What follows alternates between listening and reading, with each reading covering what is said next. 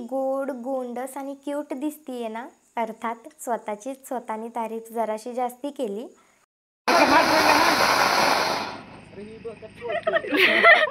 आम्ही शूट हे दिवाळीच्या 8 दिवस आधी केले, पण आम्हाला असं फील होत होतं की आत्ताच दिवाळी आहे हे शूट करताना।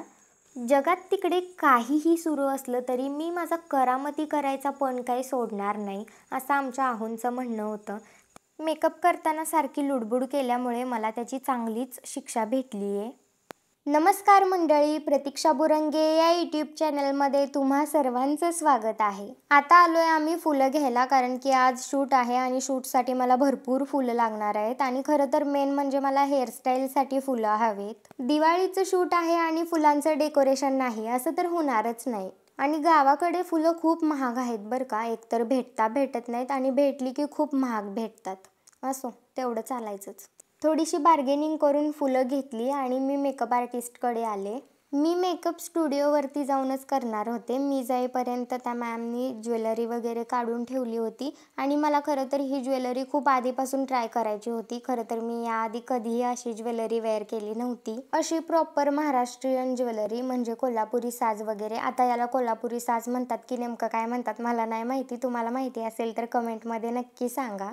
ही पिशवी आणि बॅग फुल्ल भरून शूटचं सामान आहे। यावेळी थोडंसं जास्तीच झालंय आणि आज मी ही साडी नेसणार होते। सगळी प्रिपरेशन झाल्यानंतर माझा मेकअप स्टार्ट झाला आणि मी ज्या वेळी मेकअप करते ना त्यावेळी मला खूप जास्ती भीती वाटते।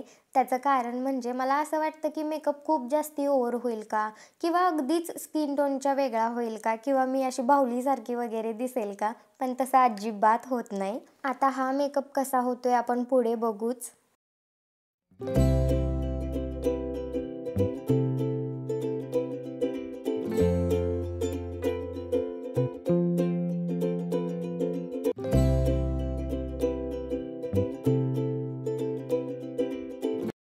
मेकअप कितीही चांगला केला तरी जोपर्यंत लिपस्टिक लावत नाही ना तोपर्यंत ते पांढरं फेक आणि विचित्रच काहीतरी दिसतं।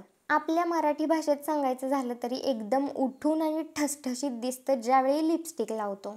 मेकअप करताना सारखी लुडबुड केल्यामुळे मला त्याची चांगलीच शिक्षा भेटली आहे। लॅशेस लावताना लायनर की ग्लू काय पडलंय माहिती नाही, पण डोळ्यांच्या खाली ब्लॅक छोटासा डॉट पडलाय, अगदी दिसण्यासारखाच आहे। त्या मॅम म्हणल्या की आपण वाळल्यानंतर ब्रशने काढू, पण मला टेन्शन आलेलं की आता तिथला मेकअप अजून खराब होणार की काय।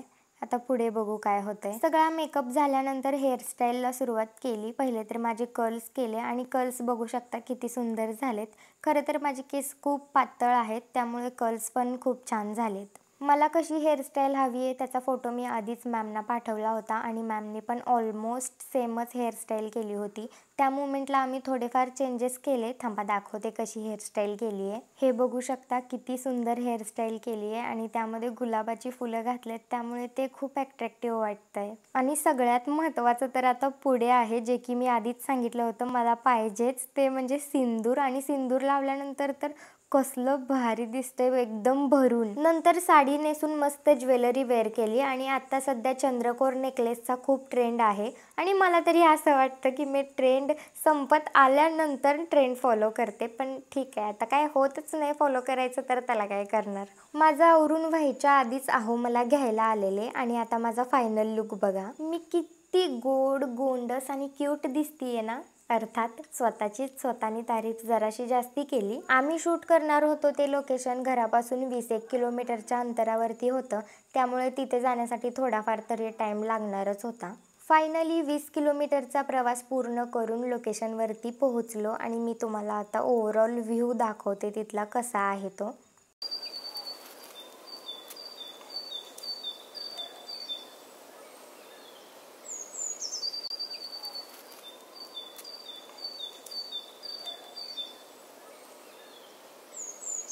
इकडे फोटोग्राफर आहो आणि बाकीच्या सगळ्यांची डेकोरेशनची तयारी सुरू होती। डेकोरेशनचं सामान तरी थोडंफार होतं थोडंफार नव्हतं, इकडून तिकडून सगळं जमा करून आणलेलं। आणि आमचा आकाशकंदील मात्र गाडीतून आणताना थोडाफार खराब झालाच होता आणि त्यात अजून तिथे गेल्यानंतर इथे तिथे पडून अजून जास्ती खराब होत होता। त्याला एका जागेवर सेट केलं पहिल्यांदा। दादाचा जनरेटर सुरू व्हायला थोडासा प्रॉब्लेम होत होता. जनरेटर सुरू करायला हट्टी-कट्टी ताकदीची माणसं लागतात आणि आम्ही तीच हट्टी-कट्टी ताकदीची माणसं घेऊन गेलो होतो तिथे. त्यामुळे आम्हाला तरी जास्ती काही प्रॉब्लेम आला नाही. जगात तिकडे काहीही सुरू असलं तरी मी माझा करामती करायचा पण काही सोडणार नाही, असं आमच्या आहोंचं म्हणणं होतं. त्यांना त्या पॉटमध्ये पाणी आणायला सांगितलं होतं आणि त्यांनी तो पॉट डोक्याला घालून बसलेत. असो, असा माणूस एकतरी घरामध्ये पाहिजे आणि आमच्या घरामध्ये लकीली तो माणूस आहे बरं का. इकडे मागच्या साईडला माझे सोलो सनसेटवाले फोटोज क्लिक करायचे सुरू होते आणि खरंच हे फोटो इतके भारी आलेत ना, म्हणजे माझ्या एक्सपेक्टेशनच्या पण खूप जास्ती पुढे आलेत. म्हणजे खूप जास्ती भारी आलेत हे फोटो. आणि सगळ्यात महत्त्वाचं म्हणजे माझ्यासोबत तर नेहमी असं होतं, म्हणजे मला 3 वाजता लोकेशनवरती पोहोचायला सांगितलं का मी 4 वाजता पोहोचते. खरं तर ही चांगली सवय नाही आहे. मी ट्राय करते वेळेवरती पोहोचायला, पण ते माझ्याकडून अजिबात होत नाही. सनसेटवाले फोटो घ्यायचा आधी काही आमचं फिक्स नव्हतं. तिथे गेल्यानंतर आम्हाला क्लिक झालं की इथे सनसेटवाले फोटो चांगले भेटतील म्हणून मग घेतले. दिवे वगैरे लावून सुरुवात केली आमच्या मेन शूटला रात्री 7:30 वाजता आणि हेच शूट आम्ही करणार होतो दुपारी 3:30 वाजता, पण ते काही जमलं नाही. आता कारण काय हे पण सांगते. जेवढं मागचं पुढचं डेकोरेशन दिसतंय ना, तेवढं हे 3 फोटोग्राफर्स आणि अजून 2-3 यामागे एवढे कष्ट आहेत. म्हणजे जे दिसतं तसं नसतं ते म्हणतात ना, ते खरं आहे. दिसताना खूप थोडंसं दिसतं, पण त्यामागची मेहनत खूप जास्ती आहे बाबा. खरं तर आमचे 2-3 तास हे डेकोरेशन करण्यातच गेले होते, त्यामुळे आम्हाला पुढच्या शूटला लेट झाला. आमचं शूट ठरवलेल्या वेळेपेक्षा जरा जास्तीच लेट झालं, पण एकदा का स्टार्ट झालं ते सगळं सुरळीत सुरू होतं. माझे सोलो फोटोज व्हिडिओज क्लिक केल्यानंतर आमचे कपल फोटोज सुरू होते आणि खरं तर आम्हाला वाटत होतं की दिवाळी अगदी 8 दिवस अजून पुढे आहे. आम्ही शूट हे दिवाळीच्या 8 दिवस आधी केले, पण आम्हाला असं फील होत होतं की आत्ताच दिवाळी आहे हे शूट करताना. सगळ्यांच्या मध्ये शूट करायला आहो जास्ती कम्फर्टेबल नसतात, पण यावेळी तेही खूप एन्जॉय करत होते. त्यांना जराही ऑकवर्ड फील होत नव्हतं, हे तरी मला त्याच टायमिंगला समजलं होतं. आपल्या लाईफमध्ये अशा बऱ्याच मुमेंट असतात ज्या की आपण एन्जॉय केल्या पाहिजेत. अगदी छोट्या छोट्या गोष्टींमधून आनंद घेतला पाहिजे. खरं तर हे मला आधी जमत नव्हतं, पण जेव्हापासून लग्न झालंय ना, तेव्हापासून आहोंनी सगळं काही शिकवलंय.